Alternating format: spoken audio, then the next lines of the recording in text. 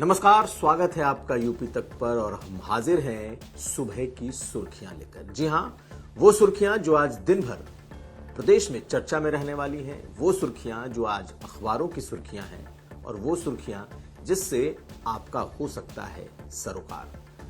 मैं हूं कुमार अभिषेक। आज दिन बुधवार है और तारीख 9 अप्रैल। शुरू करते हैं आज की सुर्खियों से। तो सबसे पहले आज दिन भर क्या चर्चा में रहने वाला है। यूं तो मुख्यमंत्री योगी आदित्यनाथ की आज जो उनके अपने एंगेजमेंट्स हैं उसके बारे में बहुत ज्यादा जानकारी नहीं दी गई है। सुबह की मीटिंग के अलावा आज जो दिन भर चर्चा में रहेगा उसमें शाम को अखिलेश यादव की एक मीटिंग है और उस एक मीटिंग में अखिलेश यादव सामाजिक सद्भाव को लेकर एक नए प्रयास शुरू कर रहे हैं जिसमें उदार हिंदुत्व सबसे ऊपर होगा। यानी कि सभी गले मिलेंगे। हिंदू, मुस्लिम, सिख, ईसाई सबको बुलाया गया है और ऐसे सभी कार्यकर्ता, नेता पार्टी और दफ्तर पहुंचेंगे और वहां गले मिलन का ये कार्यक्रम है। इसे उदार हिंदुत्व के तौर पर समाजवादी पार्टी के भीतर देखा जा रहा है कि अब संघ और बीजेपी के जवाब में अखिलेश यादव ये नया नैरेटिव सेट करने की कोशिश कर रहे हैं। खैर, आगे बढ़ते हैं कि आज दिन भर क्या सुर्खियों में है। आज सबसे ज्यादा चर्चा कल जो कैबिनेट में कई प्रस्ताव पास हुए हैं, कुल 13 प्रस्ताव पास हुए हैं और उसमें जो बातें निकल करके आई हैं उस पर सबसे ज्यादा चर्चा है। खास करके यूपी में टाउनशिप पर गृहकर और जलकर लगने वाला है, ये बड़ी खबर के तौर पर है। इसके अलावा रोड टैक्स बढ़ा है जिससे अब जो आप अगर व्हीकल खरीदना चाहते हैं तो वो महंगा होने वाला है। इसके अलावा जिस तरीके से संभल में जियाउर रहमान बर्क से पूछताछ हुई है वो आज सुर्खियों में है और साथ साथ अब्दुल्ला आजम पर स्टैंप चोरी का एक नया जुर्माना लगा है, ये भी चर्चा में है। लेकिन जो सबसे ज्यादा चर्चा में है वो योगी सरकार के कैबिनेट के फैसले हैं जिससे आम आदमी पर फर्क पड़ने वाला है। और आज ये तमाम अखबार हम आपको बताएं कि इन तमाम अखबारों ने जिसे अपने यहाँ सबसे ज्यादा जगह दी है उसमें अगर आप हिंदुस्तान देख लें, अमर उजाला देख लें, दैनिक जागरण देख लें या फिर नवभारत टाइम्स, सभी ने ये जो नए कर लगाए हैं सरकार ने उसको अपने यहाँ जगह दी है। और खास करके जो जितने भी नए टाउनशिप तो बन रहे हैं या बन चुके हैं उसमें गृह कर और जल कर लगने वाला है। 1% रोड टैक्स में वृद्धि की गई है, ये इंपॉर्टेंट है। कोई भी अब नया वाहन खरीदना उत्तर प्रदेश में महंगा होगा क्योंकि रोड टैक्स बढ़ाया है सरकार ने। और अगर हाईटेक या इंटीग्रेटेड टाउनशिप में भी आप रह रहे हैं तो भी आपको अब जलकर और गृहकर देना होगा। सरकार अपनी जो आमदनी है उसे बढ़ाने के प्रयास में है क्योंकि सरकार को लगता है कि इसमें अभी तक कमी थी।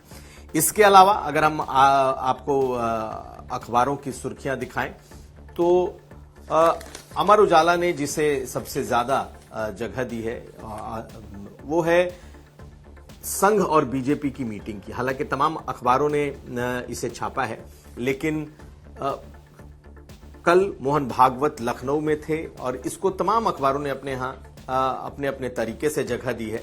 और जितने भी पुराने स्वयंसेवक रहे हैं आरएसएस में, जो कि कभी संघ की शाखाओं में आते रहे हैं या जुड़े रहे हैं, उन तमाम स्वयंसेवकों को फिर से सक्रिय करने की संघ की एक नई मुहिम है। और इसे लेकर के चूंकि ये संघ का शताब्दी वर्ष है इसलिए कल मोहन भागवत ने इस पर विशेष जोर दिया है। इसके अलावा संघ और सरकार की जो समन्वय बैठक कल हुई है उसे भी अखबारों ने अपने यहां जगह दी है और ये इस पर सबकी नजर रही है।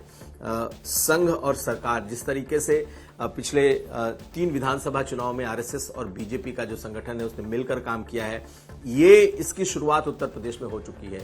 अभी कुछ दिन पहले गाजियाबाद में समन्वय बैठक थी जिसमें खुद मुख्यमंत्री शामिल हुए थे। कल लखनऊ में संघ और बीजेपी की जो समन्वय बैठक थी जिसमें कृष्ण गोपाल खुद मौजूद थे, संघ के बड़े पदाधिकारी हैं, और उनके साथ जो औद्योगिक क्षेत्र में काम करने वाले और जो श्रमिक क्षेत्र में काम करने वाले संघ के स्वयंसेवक हैं या उनके मुद्दे हैं उसे उठाए गए। सरकार की तरफ से कई मंत्रियों ने इस दरबार में हाजिरी लगाई और उन्होंने अपनी तरफ से बातें रखी हैं। एक तरीके से कहा जाए ये तो संघ और सरकार का ये समन्वय तो है ही है। सरकार की कई मामलों में खिंचाई भी की है आरएसएस ने कि अगर 27 में सरकार बनाना है, साथ साथ चलना है तो बहुत सारे मुद्दों को एड्रेस करना होगा। इसके अलावा जो अब्दुल्ला आजम पर एक नया मुकदमा हुआ है स्टैंप कर की चोरी का, इसे भी हिंदुस्तान ने अपने यहां जगह दी है। और अगर देखें तो हिंदुस्तान के अलावा सभी अखबारों ने इसे अपने यहां मुद्दा बनाया है। और इसमें देखा जाए तो 3.5 करोड़ से ज्यादा 3 करोड़ 70 लाख का जुर्माना अब्दुल्ला आजम पर लगाया है। और एक जमीन को खरीदारी करने का ये मामला था अब आजम खान के बेटे पर। और 2022 में उन्होंने जो जमीन खरीदी थी उसमें जो उन्होंने जो रजिस्ट्री कराई थी उसके स्टैंप शुल्क में हेरा फेरी का आरोप था। तो ये एक बड़ी खबर के तौर पर है। यही हिंदुस्तान ने भी इस खबर को लिया है कि लड़कर नहीं एक साथ मिलकर आगे बढ़ेंगे उद्योग। ये कृष्ण गोपाल जिसकी चर्चा कर रहा था संघ और बीजेपी के समन्वय बैठक की। और एसआईटी ने जो सांसद जियाउर रहमान बर्क से पूछताछ की है, ये खबर भी तमाम अखबारों की मैंने अपने यहां लीड दी है। हालांकि बर्क को कल 3 घंटे की पूछताछ के बाद जाने दिया गया, लेकिन जो इसमें खबर है उसके मुताबिक बहुत सारे सवालों के जवाब अभी भी नहीं मिल पाए हैं और अभी जियाउर रहमान बर्क के ऊपर से खतरा टला नहीं है। तो ये खबरें बहुत ज्यादा सुर्खियों में हैं। और अगर हम फिर देखें नवभारत टाइम्स या दूसरे अखबारों को, तो एक खबर जो ट्रिपल मर्डर हुआ है कल, खास करके फतेहपुर में, बेसिकली से चुनावी रंजिश माना जा रहा है। प्रधान और पूर्व प्रधान के परिवारों के बीच का ये मामला था और इसमें एक साथ 3 लोगों को गोलियों से भून दिया गया। हालांकि आने जाने को लेकर विवाद बताया गया, लेकिन ये विवाद सियासी है, चुनावी लड़ाई से है और एक ही परिवार के 3 लोगों को मारा गया है। ये एक बड़े सवाल खड़े करता है कम से कम लॉ एंड ऑर्डर को लेकर के।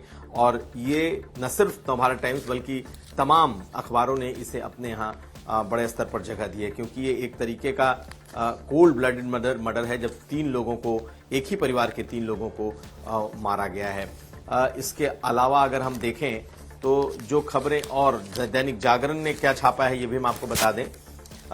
दैनिक जागरण ने भी अपने यहाँ सबसे ऊपर रोड टैक्स में जो वृद्धि हुई 1% की, उसको अपने यहाँ जगह दी है। 10 लाख तक के वाहनों पर 9% रोड टैक्स लगेगा, ये इनका कहना है। जितने भी वर्तमान टैक्स है उसका एक पूरा ब्रेकअप दैनिक जागरण ने दिया है। लेकिन दैनिक जागरण ने एक बात अपने यहाँ लिखी है जो कि दूसरे अखबारों से थोड़ी इतर है। सांसद बर्क ने जफर से बात होना स्वीकारा है और यही इस पूरे पूछताछ के मूल में है। दरअसल जब जो जामा मस्जिद है संभल की, वहां पर हिंसा हुई तो उसके पीछे की जो साजिश है उसे एसआईटी खंगाल रही है कि कहीं इसके पीछे, इस हिंसा के पीछे साजिश तो नहीं थी और उसमें कोई पॉलिटिकल लोग तो नहीं थे। इसी को लेकर के जो जफर अली हैं उनको गिरफ्तार भी किया गया, जो सदर हैं उस मस्जिद के। और उन्होंने जो खुलासे किए थे उनके खुलासे में निकला कि 3 बार जब विष्णु शंकर जैन के साथ जो सर्वे की टीम पहुंची थी उसकी जानकारी सार्वजनिक नहीं की जानी थी, लेकिन जफर अली से उस रात को 3 बार बात की थी सांसद जियाउर रहमान बर्क ने। और उस बातचीत में क्या था इसे लेकर के ये एक बड़ी पूछताछ चल रही है। हालांकि इस पूछताछ को अभी फिलहाल उन्हें जाने दिया गया है, लेकिन उन्होंने स्वीकार किया है कि हां उनकी पूछताछ हुई थी। इसके अलावा जो खबरें हैं वो दरअसल एक और खबर है संभल की कि जामा मस्जिद जो कि है अब वो जुमा मस्जिद के नाम से जानी जाएगी। और ये जो जुमा मस्जिद है दरअसल ये संभल की उस जामा मस्जिद का वो नाम है जो एएसआई में दर्ज है और बाकायदा आर्कियोलॉजिकल सर्वे ऑफ इंडिया ने एक नया बोर्ड बनाया है जो ब्लू रंग का पूरा बोर्ड है, जिस पर अब वो जामा मस्जिद नहीं बल्कि जुमा मस्जिद लिखा रहेगा, और एएसआई की ये संपत्ति है, इसे बड़े बड़े तरीके से वहां पर वो लगाने जा रही है। अभी तक आप अगर देखते रहे तो हरे रंग की एक बोर्ड है जिस पर इसे बड़ा बड़ा जामा मस्जिद लिखा गया है, लेकिन 2020 में जब एएसआई ने इसे टेक ओवर किया था इस मस्जिद को, तब इसका नाम जुमा की मस्जिद थी और उसे ही अब नए तरीके से लिखा गया है।